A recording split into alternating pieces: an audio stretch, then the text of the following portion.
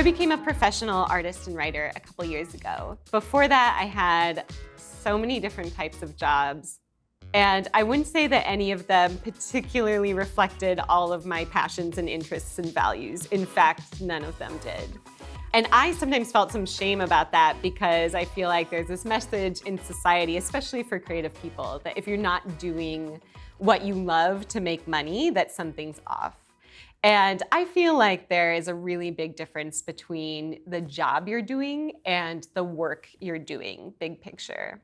I'm not proud of every single job I've ever had, but I'm proud of the work that I brought to it. And that's what I really want to tap into today. It's about your work that you take pride in, that lights you up, and hopefully helps others.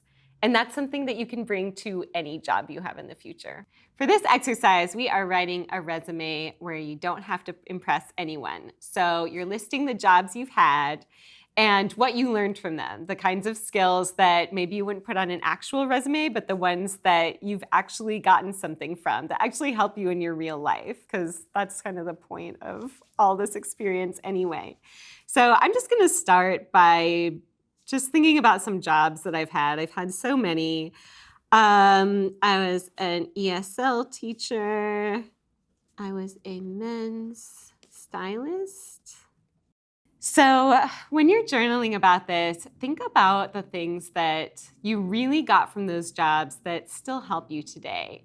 So for example, I think a lot about my food service jobs. I not only developed empathy for people who were also waitresses, but I developed empathy for customers and dealing with a lot of people at once. So I've been working on this one, which has a couple examples from different jobs that I've had. So you can do this as pure journaling, or you can make a chart like I did. I put title, role description, skills gained, and what I liked about it. The what I liked is my favorite part because it kind of ties them all together. Like, what do I really like about the jobs that I've had? And that gives you a lot of information moving forward. So when you look at this category of what I liked, and you can journal about this as well, what were really the common threads between all these jobs you had? If there's one thing you liked about it, what was that? And maybe that's something that you can use in your work right now or your work going forward. So the things that I liked, according to this chart, are getting to know people, using creativity to find fun, and sharing something I love to do.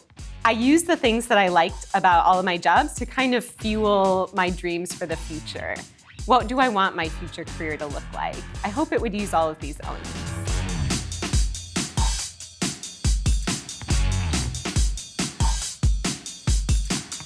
We talk a lot about who we are as creative people in lots of vague ways. We say things like industry, market, and niche interchangeably. We use them to mean vaguely the same thing, but it's been really, really helpful to me to find what each of those terms actually means and understand how our identity breaks down into those categories and get them all sorted in a very particular hierarchy. So we're going to make our creative identity bullseye. It's important because you need to communicate who you are, what you do, and why you're different if you want to get the jobs that are perfectly suited to you.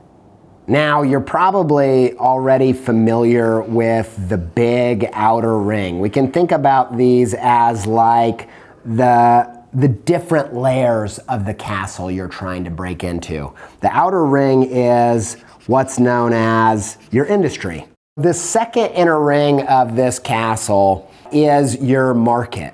It's the place within the industry that you fit. It's where people with the flavor of gifting that you have congregate in a very particular corner of your industry and make their living. So the idea is if you are an illustrator, your market might be the corner of the industry of magazine illustration. If you are a designer, your market might be logo design. And this is where you fit in. The last and final inner ring of this castle and of this bullseye is what we call your niche. So Yes, the market is where you find your people, but the niche is the part of the industry that is just you. It's only you in there. Now, you might get bogged down in this idea of like, I'm not really that original. But yeah, everything about you might have in common with someone else in your market. And what I would do is list your industry, list your market, and then list a handful of things that define your niche. And it's the sum of those things that will help you find your own particular place. Why don't we just, I don't know, talk about someone you might have heard of, Beyonce. Beyonce's industry, music industry, obvious. The market, now this was kind of a toss-up for me, and you're probably gonna have a similar thing where you're thinking, is this my market or is that part of my niche? But you gotta think about it in terms of hierarchy. So like, if we're talking about, we could say R&B or there's some hip hop roots, but ultimately, the music station that she's appearing on most is the pop station. And so that's a bigger circle where she fits in. Those are who her peers are. So we're gonna say pop for her market, but then her niche, it's made up of being an icon. It's about self-empowerment. Every little particular thing that makes Beyonce who Beyonce is, that is her niche within that market.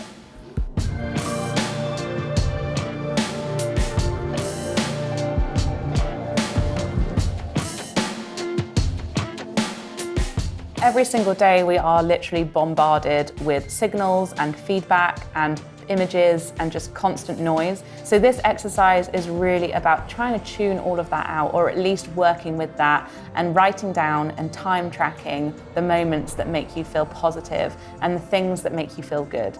Our brain and our body are giving us signals all the time on what we are enjoying and what makes us happy. So it's important to write them down, otherwise we'll just forget. So for this exercise, it's really important to actually focus on the kind of mundane stuff that you probably don't think is anything big to focus on, but it's actually the more granular details, the better. So is it that you got to present in a meeting and you actually really enjoyed that feeling of public speaking? Was it that actually one Friday you got to go home a bit earlier and you loved the idea of having an hour to yourself every Friday afternoon, and how can you make that work? Or is it that you got to work on a weekend in a bookshop on a Sunday night, and actually you loved being in that environment, meeting new people? It's very important to kind of focus on the smaller things, because at the end of the day, it's the smaller things that ladder up to the big changes. Another useful thing to do in this exercise, because I know we're all really busy, but at the end of each month, you're gonna wanna look through your notes and just see what jumps out at you. And instead of just reading through all of it and all of your kind of small print, color coding is really useful. So you can use red for something negative, you can use yellow for something kind of in the middle, and you can use green for something that was just amazing and you really loved. And if you look through the month and you've got all red, kind of looks like you need to change something. But if you look through the month and it's kind of greens and yellows, then actually maybe you're onto something and maybe you are doing the things that you want to be doing. What's important is for this to be a daily practice, because it's actually easier if it's daily. If you're doing it kind of every other day and you kind of forget, then you don't really get into the routine. But actually, if you start doing it every day, you just get into that rhythm and it'll soon be really easy to do.